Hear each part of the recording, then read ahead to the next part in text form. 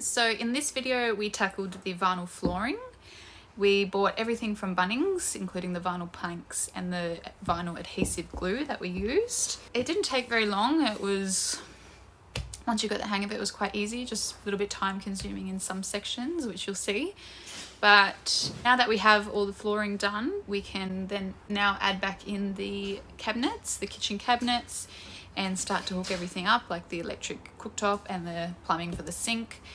So yeah, it's finally starting to come along and it's starting to look like a little home now, which is really cool. So yeah, thank you for watching along. So we've just used some of this polyurethane to just quickly seal any of the lines that we had missed. Bit of a messy job, but yeah, we just quickly wanted to seal things. Anything that we can do to just minimize what's coming into the bus.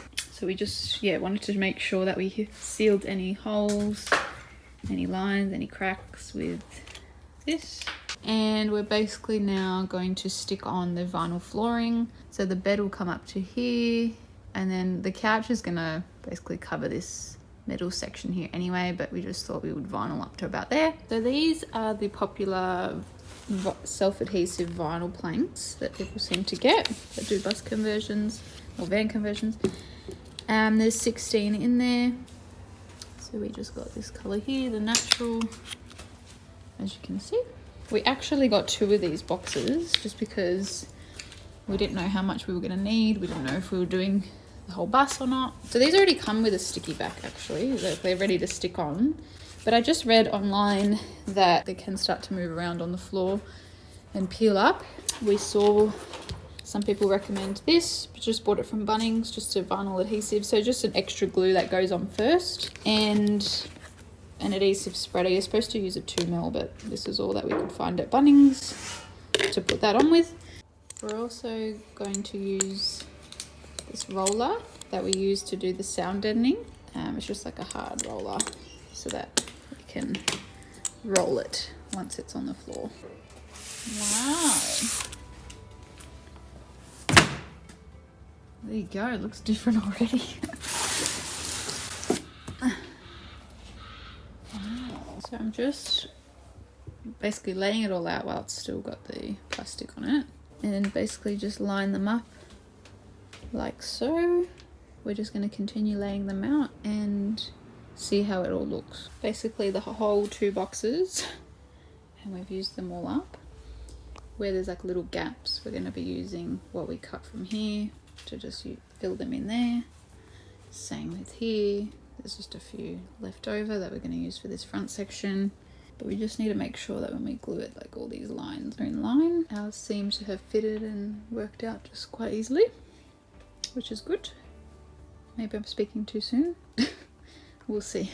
Alright, so now that we have the hang of it, oh well, we think we have, we just grab a bit of glue, the adhesive, and we've actually used a brush to get it out because this isn't really working. We don't go right near the sides just because when we spread push them together, the glue comes up in the middle between the cracks. So we just do it kind of in the center, just using a brush.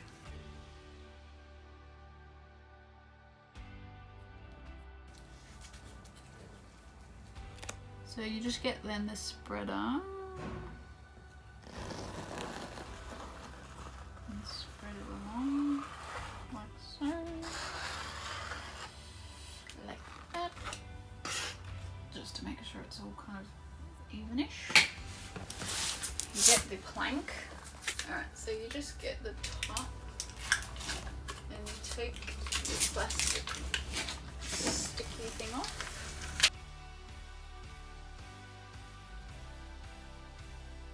And then, alright, so we need to get it in this corner as close as possible. And then we get this roller.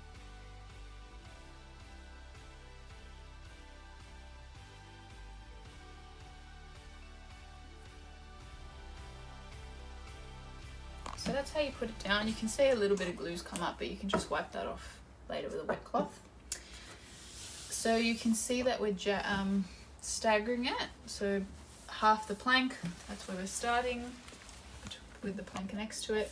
So we're just going to continue this, making sure that we glue it down really securely where we're going to be walking, but where the cabinets are going, we're probably not going to bother as much with the glue, just because it is a bit time consuming and we're not going to be walking there.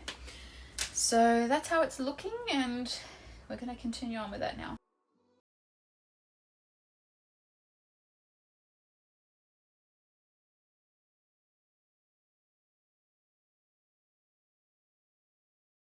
So with a lot of them, the ones that are straightforward take 2 seconds, as you just saw. The ones that we have to cut just take a little bit more time, and a lot of them we have to notch out to what's in the bus, like this shower here. Just had to notch it, just shove that in there, and then we get glue, and we get the roller. So when we have to cut it, we were using a knife, but it wasn't sharp enough. It was getting quite blunt. So we're just using scissors. It's a bit tedious, but what can you do?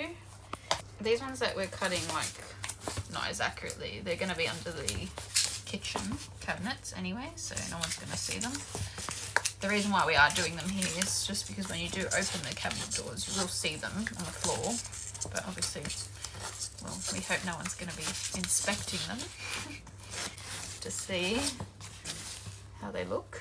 So we haven't been gluing these ones that are underneath the kitchen cabinet just because no one's going to be walking on them. Oh, that must be okay. Okay, and then we just roll towards the edge. Good enough. That's my motto in this bus. Good enough.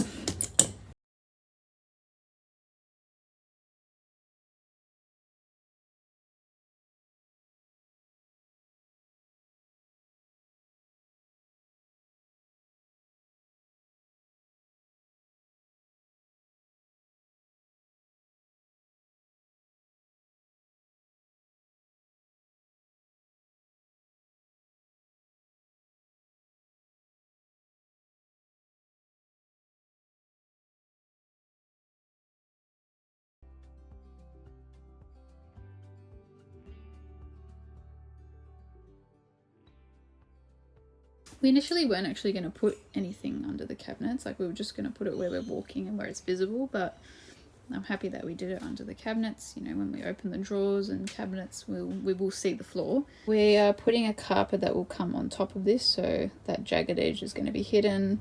We're going to put an aluminium edge on the corner here, so you won't see any of that either. It gets a little bit messy up this end, but we should have probably done this hump first, but we got a bit excited and ended up doing the whole way, so we had to literally just use what we had left to do this bit.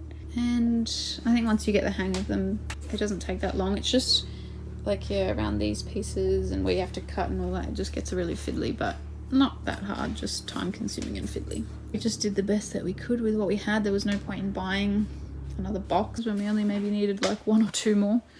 So even though it looks a little dodgy, it is what it is. Alright, so now that we've finished up to there, we are going to Bunnings and just buying some aluminium. Oh, we're going to see if we can reuse what was already here just for this step part. So we're going to go buy some more for this section here, and we're just going to cover it with a clean sheet so that when we're walking, we're not dirtying it. But yeah, I'm really happy with how it's turned out. And I think once we add the kitchen cabinets and we're out in natural light, I think it'll look really good. So we've just quickly put these nose, I think, what are they called? Nose steps. We bought this one from Bunnings, and we're just repurposing the old ones that were here for there and there, because I don't think you'll really see them. The cabinet covers this one on this side, so you won't really see this. And we're having a passenger chair here, which will pretty much be on top of that anyway. So really we just added a new piece here. The old piece was a bit scratched up. We're just going to add a few more screws to that so that it stays in place. And we have more of it. So we're going to use what's left of that for that edge, and that edge. so that it matches here. So once we do that, we'll see how it looks.